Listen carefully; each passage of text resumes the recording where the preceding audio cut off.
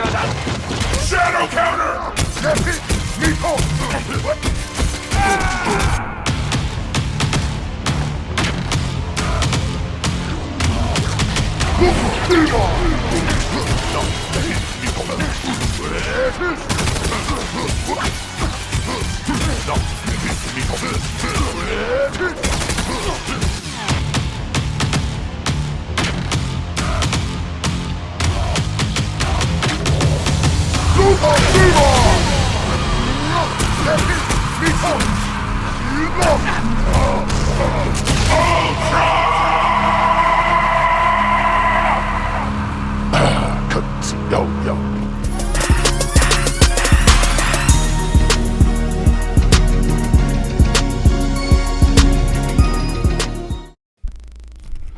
What is going on, everybody?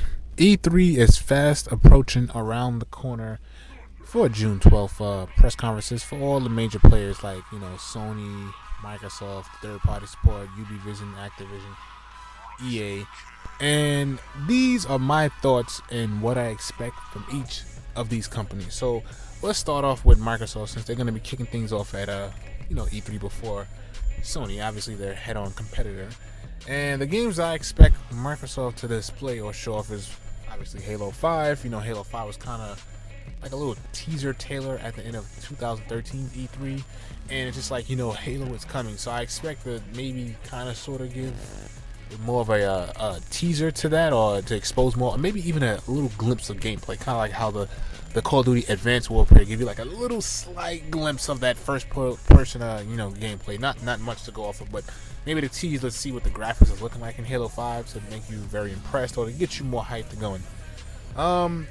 Project Spark, Quantum Break, we're going to see those more than likely at E3. Just my predictions.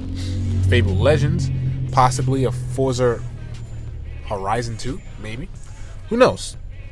So those are games that I expect Microsoft to come. Oh, and maybe, I know they just acquired the rights to own Gears of War, but just hint at us that Gears of War 4 is in progress and that it shows promise. Not like the half-baked, kind of tossed out there Gears of War Judgment. So, that's kind of my predictions for Microsoft. Also, they already announced that there's going to be a Kinect-less Xbox One, which is going to sell for $399. So those are the things I'm expecting.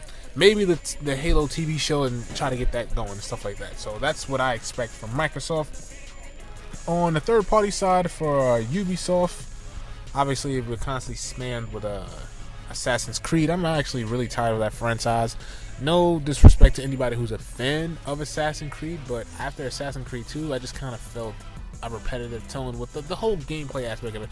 But that's just me. Everybody has their own different feels and takes on Assassin's Creed. That's just mine. Oh, I'm definitely looking forward to the Division. I'm kind of disappointed it's not coming out this year. I know it's probably gonna come out sometime next year, but that game is one of my it's like a must buy at this moment. Based off what I seen that was displayed of the Division, I am definitely gonna buy that game. Like what I've been showed very much is impresses me. So that's pretty much what I expect to see, more gameplay or maybe a fresh perspective on that. And Far Cry 4, hopefully we get some more of that. Moving on to Sony, I think we're definitely going to see some type of PS4 version of Uncharted. I know they already announced the Last of Us PS4 version, so I'm expecting what that's going to be looking like. Like graphic wise from the PS3 to the PS4, that should be expected. That's going to be a nice little bump, and I'm almost certain Sony's going to display that.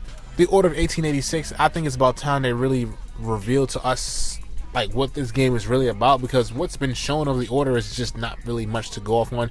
And I'm just having my fingers crossed, because to me it just kind of irks me that the Order is not going to have any multiplayer. I'm hoping there's going to be a last minute decision that, the Order of 1886 will have some kind of multiplayer perspective because unless it's that good of a game, like on some God of War type level, I don't see this franchise really taking off. Just my opinions. I tend to lean towards more multiplayer games. I'm not saying like I'm against single player games, because Infamous obviously is a great offline game, but then it's for me, besides playing a game and doing the evil and the good actions, to see the different powers that Delsin gets, it doesn't have much replay value for me. Once I beat single player games, even God of War, I'm a huge fan of God of War, but once I beat it, it's just like it doesn't really hold its value with me. Now, like I said, that's just my personality and my perspective. I'm not saying that, any game that doesn't have a multiplayer is a bad game. That's just me talking from my personal perspective on how I like to game. So I'm hoping Order of 1886 has a multiplayer. That's just my thoughts. Also, Sony needs to actually start hinting more at first-party AAA titles, because right about now, besides a lot of indie titles that Sony has going on, they're not really showing us much AAA titles. So I'm expecting maybe like a Heavy Rain 2. I mean, Heavy Rain was a great game during the PS3 era, and I think that's a franchise that need to be, have a sequel. Maybe they could revitalize some old sequels like Jet Moto back in the PS1 days. Like, Sony needs to start showing off more of they, first party games and hinting that these games are being in development. I don't expect them to come out this year. I really don't. Besides, like I said, the Order and maybe the maybe a Drake's Uncharted. Maybe. I'm just saying that maybe on the Drake's. We don't know for sure that's going to come out this year, but I'm just hoping. But I know for sure the Order is going to definitely come out. They need to start hinting that I'm not saying that I don't own the rights to Crash Bandicoot. That was actually a very classic game that I loved as well, like a Jet Moto and all the other first-party exclusives. Like, those games would be hinted at. These games are in the works, and we may see that there. Oh, no, I almost forgot about the Drive Club. Drive Club, we already know that they pushed it back. That's probably going to see more gameplay at E3 and things of that matter. Now, we know Nintendo is actually doing their own pre-recorded press release, which I don't understand why Nintendo refuses to attend E3. But for God's sake, Nintendo, please release a Zelda game. I know your Zelda fans are really crying for that. Also, a Star Fox game on a, kind of on the basis of the N64 Star Fox. I've been missing that franchise, and I would love to see that have a Wii U implementation. We know Smash Brothers is coming, so I'm not going to say anything about that. And Mario Kart is coming at the end of this month. Those are my expectations for 2014's E3.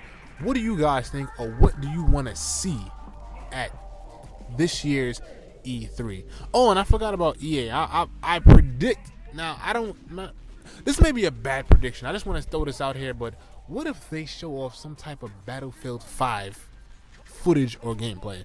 Now, I know it's way too early because Battlefield 4 obviously came out October of 2013, but would that really piss you off if EA starts to say that we're in development of Battlefield 5? Knowing how bad of a launch that Battlefield 4 had, will Battlefield 5 pique your interest? But outside of the titles like the next FIFA, the Madden 15, the sports titles is just, they're just there. EA releases those guaranteed no matter what. And I really wouldn't get excited to see any of the sort. Like, hey, it's Madden 15, blah, blah, blah. But, or maybe the next Mass Effect, that'll be something that EA could really display. But like I said, I'm a huge Battlefield fan, and I can admit that Battlefield 4 had a crap ton of technical issues that EA should be ashameful and embarrassed to release that game in that condition. About 6 to 7 months later, now the game is nice and stable, and I can play the game and actually have fun with it without having a lot of technical issues aside. And they started adding features like Squad Join, which should have been there in the first place. I'm not even going to give EA credit for that, but like I said, if Battlefield 5 mentioned, will it pique your interest, or will you just say, you give EA the big kind of middle finger for what they did with Battlefield 4? Anyway, let me hear your thoughts and opinion in the comment section below. This is J Silv, SN in Tech. I'm on, y'all. Later.